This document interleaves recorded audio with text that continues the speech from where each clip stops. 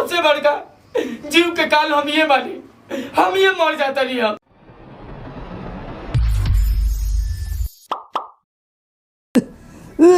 अरे का भइल? अरे बुझाता कि फिर सुरूरी उठ गइल हो। दवाइया ले अब। अच्छा रुक जाए, कुछ खइली पानी? ना खइले कहाँ पानी, देखो तनी घरे। अच्छा रुकी, तनी कुछ बनैले बड़ी कि ना? ए बाऊ, अरे केने बाड़ू हो? ए सुनाता काहे चिल्लातनी कब से? चिल्लातनी? अरे कुछ खाए के बनल बा? भाई देख मतलब सुबह से उठ के हमें झाड़ू पोछा करी, खाना भी बनाई, नौकरानी काले काई बने हमरा के। माने उतरल बड़ू काहे खातिर? कामे दाम करे खातिर? मुई इनका दवाई खाए के टाइम हो गइल बा, जब खाना पानी ना मिली तो दवाई ना कर तो तबीयत में ठीक होई। मतलब हम घर में उतरल बाड़ी खाने बनावे के या झाड़ू पोछा करे के, काम धंधा करे के।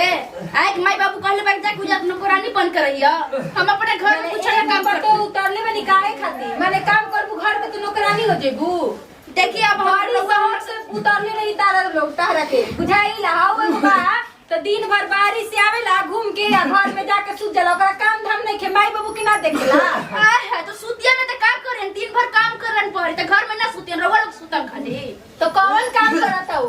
कहे कि बाप की तबीयत खराब है तो ओकरा बुझात नहीं। तबीयत खराब है तो रवा दवाई फिर जाके करवाई ना, उनकर असर रहम का। तो बेटा कैसे रहना, तो बेटा पतो कैसे ना रह जाला। देखिए हमर से ज्यादा बकवास मत करी, ठीक बा? हमेशा रवा सुत उठ के हमर फिर खाली लड़त रहिला। आ दादी रउआ मत बोली, हमें देखा तो नहीं करा से ठीक है। खाना ना बनाओ, हम जाके बनइबे कर। हमरा मत रही नु तो बहुत काम करत रही, बुझाइले।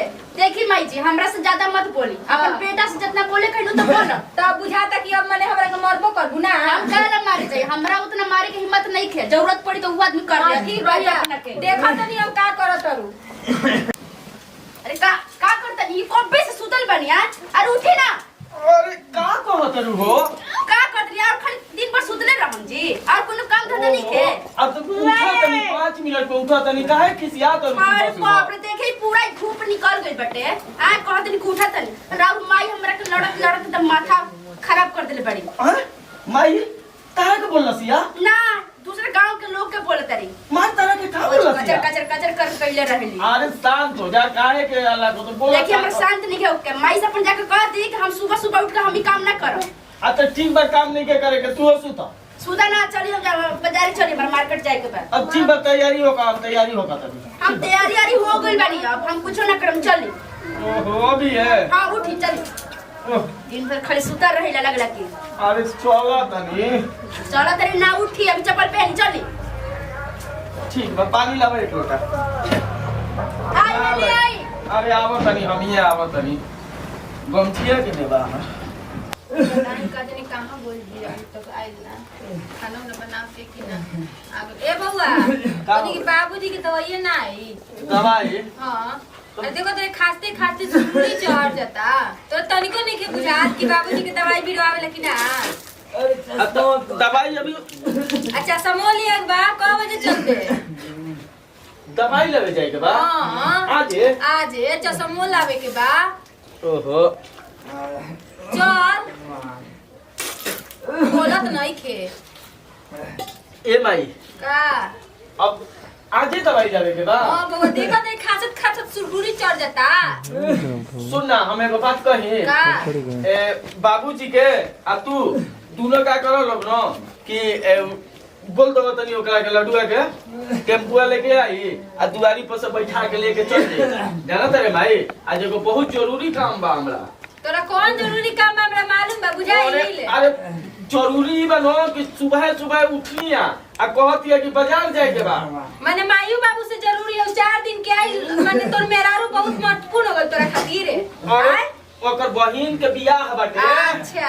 साड़ी लुगा खरीदी न, बात काहे नहीं आई जब बाबू के तबीयत खराब है बेटा, ताहारा के पाल पोस के एक खातिर बड़ ना कनिए जा, ठीक नु? अरे धीरे बोल तो सुन ली न, तो हमरो दिक्कत करिए तारा तुम गोरी हां बड़ी छोटला सर के मारी है, तू देखी है? ओहो अब तो पतो नहीं है। आ तू बेटा ना आवे मायू की ना करबे। अब हम कहां कहतनी कि ना करब? तू खिसियात काहे बारे?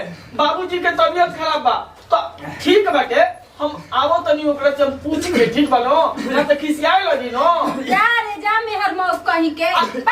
बाबू हम आवो तनी पूछ के, ठीक बा? पूछ के हां जो ओकरे लुगा में बंधाई रही है जो खिसियो मत हमारे कुछ के। अरे जा हो हाँ ठीक कहत नहीं।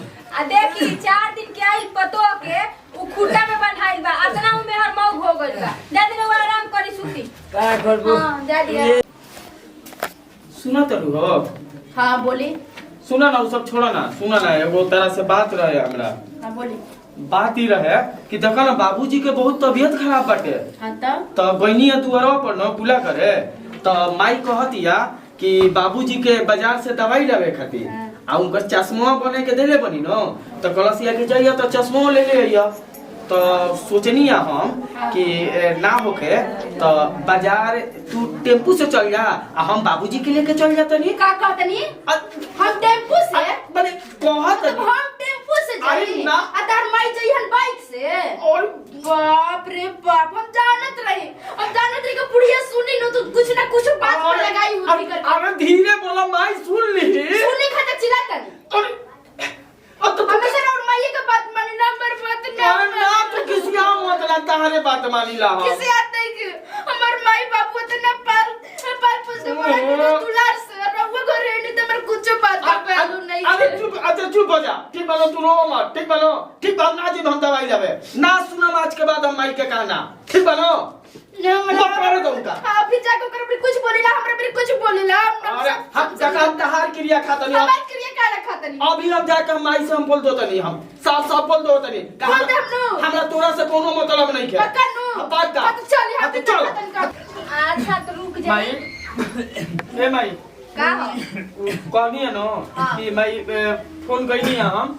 फोन करनी। हाँ टेम्पुआ लेके आवता दुआरी पर। हम तू लोग के बैठवा दे हम ऊपर। ठीक बनो आ जाके बाबूजी से दवाई ले लियो। ठीक बा? आ गेलो ओने से कान भरवा के। अरे माई वो बात नहीं के माई। कौन बात बा? हम सोचनी है ना हाँ। टेम्पुआ से बाबूजी जाइए ना हाँ। तो ठीक रही। हाँ। हाँ आराम से चल जेबू आ हम ओकरा के जाके बाजार से जौन किने के बाद लुगा झूला किनवा दे। लच कहीं के ला शरण में बात करे तोरा। अब तो का हो गई? का हो गई? हां जार जवान बिया उ बाइक पे बैठ के घूमे जाई हेलीकॉप्टर पर। हैं हमनी के टेम्पू से जाके ओनी लटक जा त का करबे रे? तोनी खाली तारा में हो जाई। अच्छा तो एगो बात बताओ, हम ऊ कहत है कि हमरा के बाजार ना ले जीबा तो हम घर छोड़ के नैहर जाता नहीं तो हम क्या करी बीच त में? कहिया त तनी त जोरू के गुलाम हो गइले अभी ये।